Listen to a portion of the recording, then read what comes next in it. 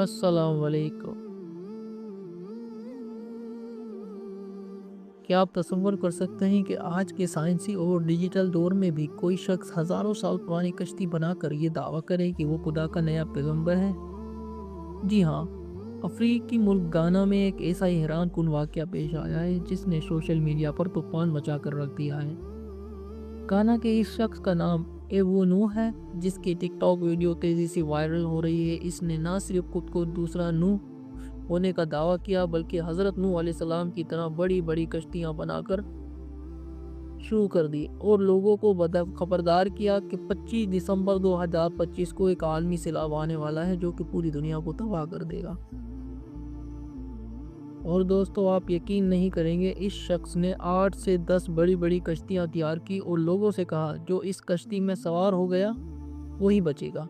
پاگل پن کی بھی حد ہوتی ہے۔ اس نے باقاعدہ قدیم دور جیسا لباس پہنا اور اپنی ویڈیوز میں بکریاں اور پرندے دکھا کر لوگوں کو یہ یقین دلانے کی کوشش کی سیلاب بس آنے ہی والا ہے۔ اور اس سے بڑھ کر دلچسپ بات تو یہ ہے کہ جہاں بہت سے لوگ اس کا مذاق اڑا رہے تھے کہ کیا اس کشتی میں موبائل چارجنگ پورٹ ہوگی، یعنی چارج کرنے کی جگہ ہوگی، وہیں ہزاروں لوگ ایسے بھی تھے جو اپنا گھر بار جائیداد سب بیچ کر اس کے پاس پہنچ گئے۔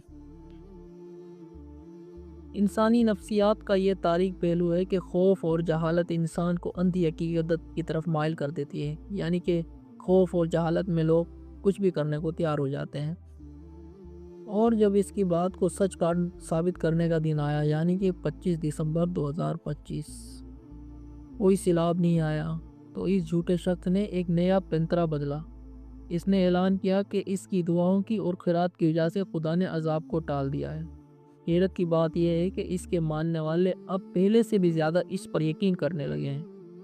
واللہ، حقیقت میں تو یہ ایک بہت بڑا مالی فراڈ ہے۔ ایوو نوح نے لوگوں کی ڈونیشن سے لاکھوں ڈالرز کی مرسڈیز کاریں بھی خریدی، جائیدادیں بنا لی ہیں۔ وہ مذہب کی آڑ میں ایک بائنڈڈ گیم کھیل رہا تھا تاکہ سادہ لوگوں کو ان کی دولت لوٹ سکے۔ دوستو، ایک بات یاد رکھنا، چاہے وہ اسلام ہو یا عیسائیت یا کوئی بھی مذہب، ایسے جھوٹے دعووں کی اجازت نہیں دیتا۔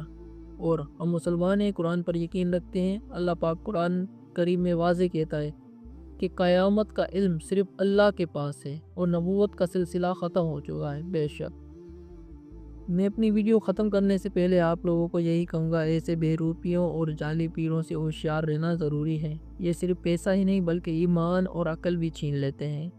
آپ کا اس ویڈیو کے بارے میں کیا خیال ہے؟ کامنٹس میں ضرور بتائیں اور چینل کو سبسکرائب